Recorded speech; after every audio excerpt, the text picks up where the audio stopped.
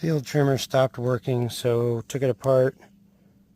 Looks like we found that the carburetor gasket is falling apart. It won't stay running, so we're kind of in a jam. So took another part that has some fiber paper on it and kind of made a little template. We're going to cut it out, replace the gasket, fire it up, see what happens.